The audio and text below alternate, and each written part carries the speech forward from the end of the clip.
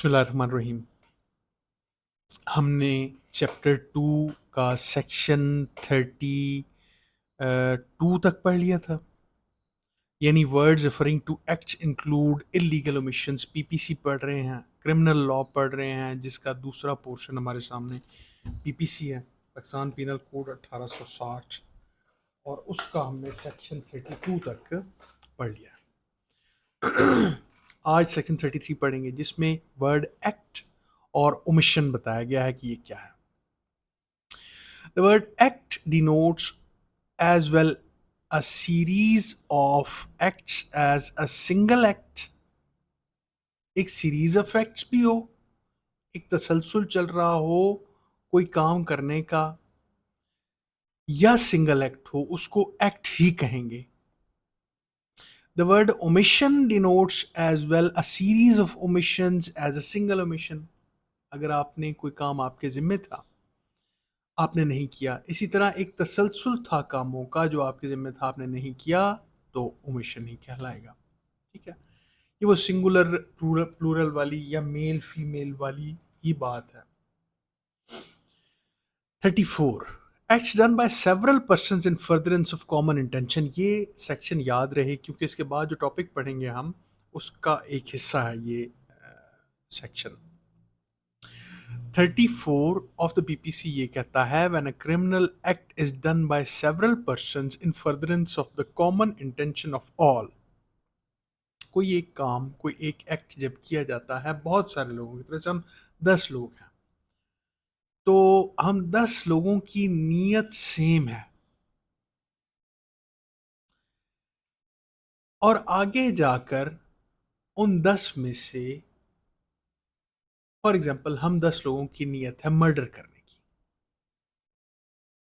आगे जाकर गन 10 के 10 नहीं चलाते, नीयत सबकी ये है कि मार डालो आज फलां बंदे को, आगे जाकर फायर या गन जो है वो एक बंदा ही चलाएगा, उसी से वो मर जाएगा जिसको मारना मकसूद है। तो ऐसी सूरत में सेक्शन 34 आप अमूमन देखेंगे कि सेक्शन 34 जब 302 के मुकदमात आप देखते हैं, मर्डर ट्रायल्स देखते हैं, तो उसमें 34, 149 ये लगे हुए होते हैं अमूमन। वो कैसे, वो बाद में समझाता हूँ। अगर ऐसा है कि एक से ज्यादा लोगों की नीयत सेम है, तो each of such person is liable for that act in the same manner. ऐसा नहीं है कि बाकी 9 जिन्होंने फायर नहीं किया वो लायबल टू पनिशमेंट नहीं है, ऐसा नहीं है, बल्कि उनमें से हर बंदा लायबल टू पनिशमेंट होगा। किस तरह से?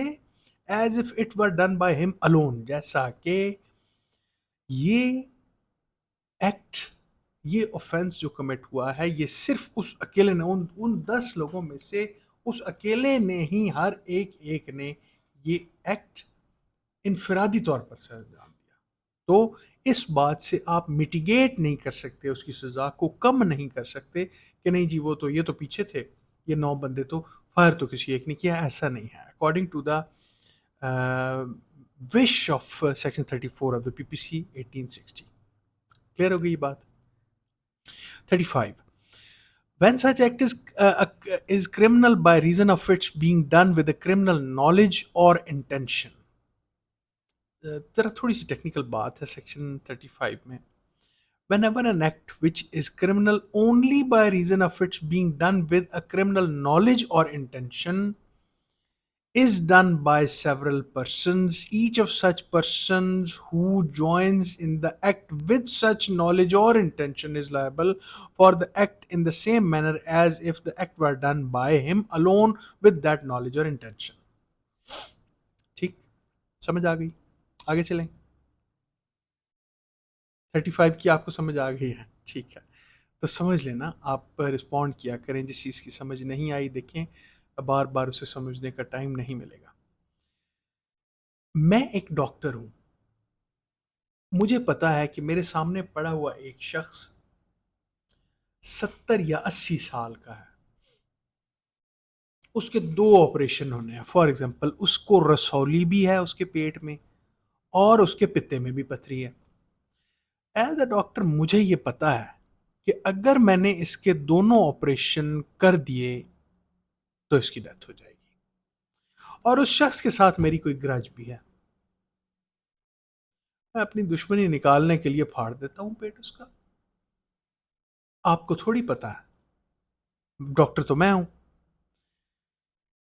ये स्पेसिफिक नॉलेज चाहिए इस क्राइम को। अगर ये कल को साबित कर दिया आपने कि मुझे पता भी था कि इस एज में इतना बड़ा कट देने से इस पेशेंट की सेहत के हालात ऐसे हैं कि ये मर जाएगा, और मैंने अपना कोई ग्रज निकालने के लिए कोई ऐसा कोई पीछे कोई लॉजिक है मेरे पास, कोई ऐसा एम है कि जिसको पूरा करने के लिए उस शख्स को जान से मार देने की नीयत से मैंने वो दोनों काम कर दिए, तो मैं तो लायबल टू पनिशमेंट हो गया, मैं मुलजिम हूं उस चीज का। लेकिन आप असिस्ट कर रहे थे मुझे, कोई आपका हॉस्पिटल है, आप हॉस्पिटल ओनर हैं, या आप कोई पैरामेडिकल स्टाफ का हिस्सा हैं, आप मेरे साथ खड़े थे, आपने मुझे कोई चीज़ें प्रोवाइड की। अगर तो ये सेम नॉलेज और सेम इंटेंशन, आप 10 लोग हैं फॉर एग्जांपल, तो आपको भी था सेम यही जो मुझे था, तो इस जुर्म में आपकी अमलदारी भी उतनी ही होगी और आपकी बाज पुरुष भी उतनी ही होगी जितनी मेरी होगी। इसी तरह जैसे उन 10 के 10 लोगों में से हर एक बंदे ने इंडिविजुअली ये जुर्म कमिट किया था। यहां तक क्लियर होगी बात। लेकिन अगर आपको वो स्पेसिफिक नॉलेज या इंटेंशन नहीं थी, आपको ये नहीं पता था कि ऐसा करने से ये हो सकता है, तो फिर आपको सजा नहीं दी जा सकती। सेक्शन 35 हमें ये बताता है। अब क्लियर हो गई बात, पक्का? आगे चलें। 36, effect caused partly bye act and partly bye omission.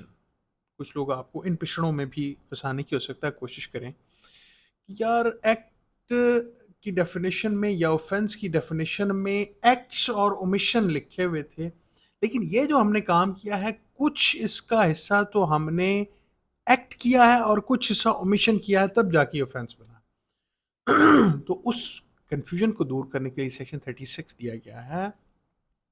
wherever the causing of a certain effect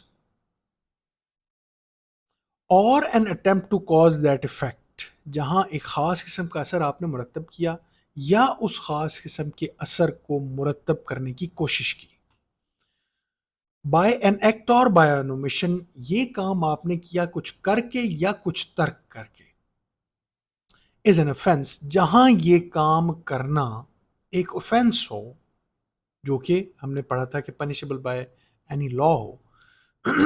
it is to be understood, तो ये लाजमन बात है, जहन में रहनी चाहिए, that the causing of that effect partly by an act and partly by an omission is the same offence. तो इन चीजों से कोई फर्क नहीं पड़ता कि वो आधा तो आपने एक्ट किया और आधी आपने ओमिशन की, इन चक्करों में मत पड़ जाइएगा। ठीक है, 36 हमें ये बताता है। क्लियर हो गई ये बात? गुड। इलस्ट्रेशन है इसकी, A intentionally causes Z's death, जान बूझ कर एक बंदा मार देता है A, partly by illegal omitting to give Z food, जिसका उसके जिम्मे था कि जी को फूड दे, उसने नहीं दी, ये उसने की ओमिशन, तर्क कर दिया एक काम। एंड पार्टली बाय बीटिंग जी, दोनों लेकर भी मारता रहा, एक्ट भी कर दिया, ओमिशन भी कर दी। ए हैज कमिटेड मर्डर, तो कहा जाएगा कि ए ने मर्डर कमिट किया। ठीक, 36 की समझ आ गई? Good. 37, cooperation by doing one of several acts constituting an offense. When an offense is committed by means of several acts, जब आप एक ऐसा offense है जिसमें बहुत सारे तसलसल हैं डिफरेंट कामों के, ये हुआ, तैयारी की, गन ली, रेकी की, उनका पता किया, या फिर चोरी की और उसके बाद मर्डर भी कर दिया, whoever intentionally cooperates in the commission of that offense, जो बंदा भी ऐसे ऑफेंस करने वाले की इमदाद करेगा, कोऑपरेशन करेगा, ताउन करेगा किसी भी सूरत में, by doing any one of those acts, वो जो तसलसल था उस तसलसल में किए गए एक से ज्यादा काम थे। उन कामों में से किसी एक में भी किसी ने अगर ताउन किया, किसी दूसरे शख्स ने, यहां तक क्लियर हो गई बात कि हम किसकी बात कर रहे हैं? आइदर सिंगली और jointly with any other person, वो ताउन उसने खुद अकेले किया या दूसरे लोगों के साथ मिलकर किया, एक चेन बनाकर वो ताउन किया, कमिट्स दैट ऑफेंस, तो कहा यह जाएगा कि ये भी उसी तरह से मुजरिम है जिस तरह से प्रिंसिपल परपेट्रेटर मुजरिम है। ठीक है, जो मेन करने वाला है ना, उसी तरह से इनकी भी जिम्मेदारी है। ठीक। अच्छा, अब इसमें वैसे तो इलस्ट्रेशंस ज़्यादा हैं, अगर तो आपको क्लियर हो रही हैं और आप इलस्ट्रेशन खुद पढ़ लेंगी तो ठीक है, हम आगे चलते हैं। 38, persons concern in criminal act may be guilty of different offences. आप करने कुछ और जा रहे हैं, हो कुछ और गया, दूसरे जुर्म के आप गिल्टी हो गए हैं, ये इसकी हेडिंग है। कैसे है? Where several persons are engaged और concerned in the commission of a criminal act, जहां एक से ज्यादा लोग कोई क्रिमिनल एक्ट करने में एंगेज हो जाएं, they may be guilty of different offences by means of that act. तो हो सकता है कि उनमें से डिफरेंट लोग डिफरेंट जुर्म के मुजरिम बने, ये पॉसिबल है। ये पॉसिबल इस तरह है, इसके लिए इलस्ट्रेशन पढ़ना जरूरी है। A attacks Z under such circumstances of grave provocation that his killing of Z would be only culpable homicide not amounting to murder.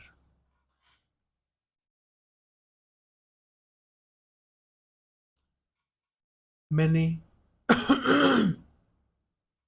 यहां एक बंदा बैठा है, उसको मैंने गाली दी, उसके साथ बदतमीजी की, उसके साथ मैंने कोई ऐसी हरकत की कि अंडर सर्टन प्रोवोकेशन उस बेचारे का ये नहीं था इरादा कि वो मुझे मारे, लेकिन अंडर द सर्कमस्टांसेस उसको इतना शदीद गुस्सा आया कि उसने साथ पड़ा हुआ एक डंडा उठाया और मेरे सर में दे मारा। मेरा उसने मर्डर कर दिया। इस बंदे पर मर्डर चार्ज नहीं लगेगा, कल्पेबल होमिसाइड, यानी उसकी सजा मर्डर वाली नहीं होगी। वो थोड़ा ऑफेंस है बेचारे, उसने तैयारी थोड़ी की थी, वो तो मैंने पंगा लिया उल्टा और मैंने रिवॉर्ड ले लिया अपना। उस बंदे पर मर्डर चार्ज नहीं होगा। यहां तक क्लियर हो गई बात। लेकिन अब जो ये 38 है, इसका मकसद क्या है यहां पर लिखने का? B having ill will toward G and intending to kill him and not having been subject to the provocation assists A in killing Z. आप बैठी हैं, आपका एक अलग मुद्दा है मेरे साथ, वो डंडा उसको नहीं दिख रहा था, आपने उसे उठा के, ऐसे एलिमेंट्स आप देखेंगे सोसाइटी में जिनसे खुद कुछ नहीं होता आरामखोरों से, वो दूसरों को ना, ओए फलाने है कर देता तेरे नाल, ये ले, वो कर दे। अब वो जो सर्टन प्रोवोकेशन या मैंने जो छेड़छाड़ की थी आपके साथ तो नहीं की थी, लेकिन आपके पास एक मोटिव था इससे पहले का, इससे अलग, उसके तहत आपने उसको इंस्टिगेट किया कि एला चाह के मार दे। अब वो जो आप पर लगेगा वो कल्पेबल होमिसाइड का चार्ज नहीं लगेगा, वो मर्डर चार्ज लगेगा। कि उसको तो हमने रियायत दी इस वजह से कि मैंने उसे गुस्सा दिलाया, आपको तो नहीं ना दिलाया गुस्सा। ठीक है। अच्छा जी, to kill him and not having been subject to the provocation, आप किसी प्रोवोकेशन के सब्जेक्ट नहीं थे। असिस्ट ए इन किलिंग जी, आपने असिस्ट किया उसको मारने में। Here two A and B are both engage in causing Z, बात तो ये है कि मुझे मार डाला आपने, काम तो आपने सेम किया, लेकिन कमाल ये है कि B is guilty of murder and A is guilty only of culpable homicide. एक बंदा और ऑफेंस का चार्ज लग रहा है, दूसरे पर और ऑफेंस का चार्ज लग रहा है। समझ आएगी आपको? क्लियर हो गई बात? 39 का मतलब ये था, सॉरी 38 का। आगे चलें। 39 voluntarily, az khud. A person is said to cause an effect voluntarily. किसी बंदे को ये कहा जाएगा कि उसने अज खुद ये काम किया, अपनी मर्जी, आजादाना मर्जी से, बिना किसी एक्सटर्नल फैक्टर के बगैर, जिसका 100% वो खुद जिम्मेदार है। इसको कहते हैं voluntarily. When he causes it, तो हम कहेंगे कि इस बंदे ने ये खुद से किया है। When he causes it by means whereby he intended to cause it, या तो आपने पूरी जानबूझ कर, समझ कर एक काम को सर अंजाम दिया, or by means which at the time of employing those means he knew or had reason to believe to be likely to cause it, या फिर आपने जानबूझकर नहीं किया लेकिन आपको पता था कि ये हो सकता है, इसका ये जो मैं कर रहा हूं, जो मैं कर रही हूं, इसका ये नतीजा हो सकता है, पता तो था ना आपको, मान लिया कि आपने नहीं किया। लेकिन पर्सन हैविंग प्रूडेंट माइंड ये समझ सकता है कि ये कर रहे हैं तो उसका नतीजा ये निकल सकता है, मेरा दिल नहीं भी है तो निकल सकता। इसकी इलस्ट्रेशन है A sets fire by night to an inhabited house in a large town, बहुत बड़े कस्बे में एक रिहायशी मकान है, उसको मैं जाके आग लगा देता हूं। For the purpose of facilitating robbery, मेरा मकसद ये नहीं है कि कोई जल के मर जाए सारे, मेरा मकसद तो ये है कि एक रॉबरी को फैसिलिटेट, लोग इस रोले में पड़े और मैं एक रॉबरी जिसका मैं हिस्सा हूं वो मैं कमिट करवा लूं। एंड दस causes the death of a person. अब हुआ ये कि उसका ये हरकत करने से एक बंदा जल के मर गया जिस घर को उसने आग लगाई थी। Here A may not have intended to cause death, मान लिया कि ये जो बंदा जल के मरा है इसको मारना एक का मकसद नहीं था, मान लेते हैं हम, बड़ी अच्छी बात है। And may even be sorry that death has been caused by this, ओहो माजरत जी, मुझे बड़ा दुख हुआ कि मेरे डाके को सरंजाम देने के लिए जो मैंने आग लगाई उस पर एक बंदा मारा गया, मुझे बहुत दुख है, दिल से तकलीफ है। Yet if he knew that he was likely to cause death, पता तो था ना, इतना तू बेवकूफ है, इतना तू पागल है। आपको ये तो अंदाजा था कि इससे बंदे मर सकते हैं।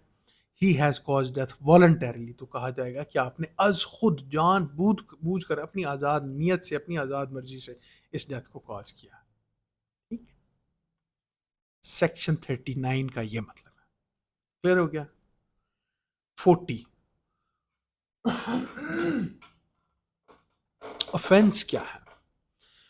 Accept in the chapters and sections mentioned in clause 2 and 3 of this section, उसने कहा कि मां सिवाय कुछ चैप्टर्स, कुछ सेक्शंस के जो यहां पर हम आपको बता रहे हैं उनके अलावा, the offence denotes a thing made punishable by this code. Offence हर वो चीज है जिस पर इस कोड में सजा रखी गई है। लेकिन कुछ चैप्टर जो छोड़ रहा है वो ये नीचे लिखे हुए हैं, चैप्टर 4 है, 5A है और ये कुछ सेक्शन है, ये देख लीजिएगा। अच्छा, इन ये जो चैप्टर्स नीचे बताए गए हैं जो सेक्शन 445 तक आ रहे हैं, द वर्ड ऑफेंस डिनोट्स, इनमें क्या होगा ऑफेंस का मतलब? आप समझ पा रही हैं हम क्या कह रहे हैं? इनमें अब एक ऑफेंस की बात तो आ गई सीधी सीधी कि जो चीज पीपीसी में पनिशेबल है, जिस पर कोई ना कोई सजा मुकर्रर की गई है, ऑफेंस है। इन सेक्शंस में या इन चैप्टर्स में the word offence denotes a thing punishable under this code. हर वो चीज इन चैप्टर्स में जो बताई गई है जो पीपीसी के तहत पनिशेबल है वो ऑफेंस है, और इसके साथ दूसरा काम, और under any special or local law as hereinafter defined. एक तो वो ऑफेंस हो गई जो पीपीसी में बताई गई है इन चैप्टर्स में, एक वो जो किसी स्पेशल लॉ या लोकल लॉ में भी एज ऑफेंस बताई गई है, यानी उस पर कोई पनिशमेंट रखी गई है, वो भी ऑफेंस है। ये दूसरा स्टेप है ऑफेंस की डेफिनेशन का। पहला सीधा सीधा ऑफेंस जो पीपीसी में, दूसरा सीधा सीधा ऑफेंस जो पीपीसी में है, और जो किसी स्पेशल एंड लोकल लॉ में ऑफेंस बताया, पनिशेबल बताया गया है। ठीक, ये दूसरा स्टेप आ गया। और तीसरा, and in sections 141, 176, 177, 201, 202, 212, 216, and 441, the word offense has the same meaning when the thing punishable under the special or local law is punishable under such law with imprisonment for a term of 6 months or upwards, whether with or without fine. In sections में बताए गए जो acts हैं वो भी offences हैं अगर उनकी सजा 6 महीने या इससे ज्यादा हो, चाहे वो फाइन के साथ हो या फाइन के बगैर हो, उसको भी आप ऑफेंस मानेंगे। यानी आपको 3 तारीफ अब तक उसने बता दी। क्लियर हो गई बात? गुड। जो समझा रहा हूं और आप रिस्पॉन्ड कर रहे हैं कि आपको क्लियर हैं, वो दोबारा इस बात का चांस नहीं मिलेगा कि आपको क्लियर नहीं थी। ठीक, अगर क्लियर ना हो तो आप नोट डाउन कर लीजिएगा। क्लास में भी हमारा यही जो है वो तरीका है, नोट डाउन कर लें, ज़रूर पूछें। क्लास का जो एक आखिरी टाइम होता है वीडियो ऑफ करके, उसके बाद आप पूछ सकते हैं। स्पेशल लॉ, ये जो उसने ऊपर बताया, एक नया वर्ड आया हमारे सामने, स्पेशल लॉ और लोकल लॉ बताया उसने। 41 में स्पेशल लॉ के बारे में बताया गया है। A special law is a law applicable to a particular subject. Special law उसको कहते हैं जो एक खास सब्जेक्ट पर हो। वीडियोज पर एक लॉ है तो वो एक स्पेशल लॉ है। बुक्स पर एक लॉ है तो वो एक स्पेशल लॉ है। डिफरेंट सब्जेक्ट आ गया ना, उसको स्पेशल लॉ कहेंगे। जो एक सीएनएसए है, control of narcotic substances act, तो वो एक अलग से सब्जेक्ट है। वुमेन प्रोटेक्शन है, वो एक अलग से सब्जेक्ट है। ठीक। 42 लोकल लॉ क्या है? A local law is a law applicable only to a particular part of the territories comprised in Pakistan. Local law उसे कहेंगे जो जोग्राफियाई हुदूद में एक खास इलाके के लिए बनाया गया हो। ठीक। 43 इलीगल या लीगली बाउंड टू डू, ये क्या बोला है? ये एक सेंस है, इन्वर्टेड कॉमास में उसने कहा इलीगल या लीगली बाउंड टू डू, ये दो सेंसेस हैं। The word illegal is applicable to everything which is an offence. Illegal का मतलब हर वो चीज है जो एक जुर्म है, और which is prohibited by law, या कानून में मना कर दी गई है, और which furnishes ground for a civil action, या जिसके करने से कोई सिविल एक्शन आप इनिशिएट या इन्वोक कर सकते हैं। And a person is said to be legally bound to do whatever it is legal, it is illegal in him to omit. अब लीगली बाउंड टू डू का क्या मतलब है, ये उस वक्त कहा जाएगा, यानी सेंस उसकी उसने वही सेम बताई कि पर्सन को लीगली बाउंड टू डू कहा जाएगा जब एक बंदे के लिए कोई काम ना करना मना है, तो उसे लीगली बाउंड टू डू कहा जाएगा। ठीक है। 44 इंजरी क्या बोला है? ये जो चैप्टर है ना, चैप्टर 2, हम इसको तमाम सेक्शन इस वजह से इसके पढ़ रहे हैं कि जो शॉर्ट क्वेश्चंस हैं वो इस तरह से आते हैं आपके, कि उनमें ये आपसे डेफिनेशंस पूछेंगे, फला बताएं इस चीज़ के हवाले से, इसकी रेलेवेंट प्रोविजंस बताएं, ये क्या बला है। ठीक है, तो इस वजह से जो कम से कम चैप्टर 2 है वो थॉरली पढ़ना हमारा ज़रूरी है। इंजरी क्या है? The word injury denotes any harm whatever illegally cause to any person, जो नाजायज तौर पर किसी शख्स को नुकसान दिया जाए, ऐसे नुकसान को इंजरी कहते हैं। वो नुकसान इन बॉडी हो सकता है, इन माइंड हो सकता है। हम इंजरी सिर्फ बॉडी को ही समझते हैं, ऐसा नहीं है। उसके जहनी कोफ्त हो सकती है, जहनी अजियत हो सकती है, वो भी उसकी इंजरी है। उसकी रेपुटेशन पर आप कोई दाग लगा सकते हैं, वो भी इंजरी है। और उसकी प्रॉपर्टी को कुछ आप इंजर कर सकते हैं। इन चारों किस्म की चीज़ों को आप नाजायज़ तौर पर अगर किसी शख्स को हार्म देंगे, उसको इंजरी कहा जाएगा। ठीक, क्लियर हो गई ये बात? गुड। 45, लाइफ क्या है?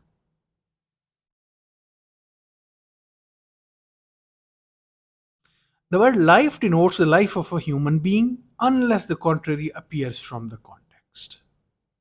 किसी इंसान की जिंदगी को जिंदगी कहा जाएगा मां सिवाय, ये जो इसने आखिर में बताया ना, unless the contrary appears from the context, ये बड़ा बड़ा अहम सेंस है। ये उसने एक स्पेस रखी है कि लाइफ के बारे में अगर कहीं कोई बात आए और उस बात में स्पेसिफिकली कुछ इस चीज के अलावा कहा गया हो, तो फिर वो जो अलावा कहा गया है वो भी मान लीजिएगा। इस बात पे अड़े मत रहिएगा कि नहीं जी नहीं, हमें तो 45 ने लाइफ की ये डेफिनेशन बताई। कि हो सकता है इस लफ्ज की आपके सामने कोई और डेफिनेशन भी आ जाए, तो वो भी समझ लीजिएगा, कोई हर्ज नहीं है। क्लियर हो गई ये बात? गुड। 46, डेथ क्या है? The word death denotes the death of a human being. इसी तरह जैसे इंसान की जिंदगी जिंदगी, उसी तरह इंसान की मौत मौत है। Unless the contrary appears from the context, same वही स्पेस उसने यहां पर भी रखी। क्लियर? 47, एनिमल क्या है? The word animal denotes any living creature. कोई जिंदा हयात को आप एनिमल कहेंगे, other than a human being, जो कि इंसान के अलावा हो। According to section 47 of the PPC, हर उस चीज को आप एनिमल कह देंगे, कोई हर्ज नहीं है। 48, वेसल। वेसल क्या है? The word vessel denotes anything made for the conveyance by water of human beings और ऑफ प्रॉपर्टी। इंसानों की तरसील, इंसानों को एक जगह से कन्वेंस दूसरी जगह करने के लिए, या प्रॉपर्टी को एक जगह से दूसरी जगह ले जाने के लिए पानी के ऊपर जो भी चीज आप यूज करेंगे उसको वेसल कहेंगे। वो बैरी जहाज हो सकता है, कश्ती हो सकती है, कुछ भी हो सकता है। ठीक। ईयर क्या है? 49, ईयर या मंथ किसे कहते हैं? ये भी पीपीसी बताएगी, और पीपीसी का बताया हुआ ही याद रखेंगे पीपीसी पढ़ते हुए। Wherever the word year or the word month is used, it is to be understood that the year or the month is to be reckoned according to the British calendar. आज है 12 जून 2026, तो आज 12 जून 2026 है। ये बात आपको कैसे पता चली? पीपीसी ने बताई। अदरवाइज आज वो कुछ है, शायद जियुल कद या जियुल हज का आज कोई डेट है, कोई जेठ हाड़ असी आते हैं पंजाबी विच, वो उसकी भी कोई डेट होगी। लेकिन आपको जब कोई डेट पूछे तो आप 12 जून 2026 बताते हैं, तो वो पीपीसी का सेक्शन 49 आपको बताता है। ठीक। 50, द वर्ड सेक्शन क्या है? The word section denotes one of those portions of a chapter of this code which are distinguished by prefixed numeral figures.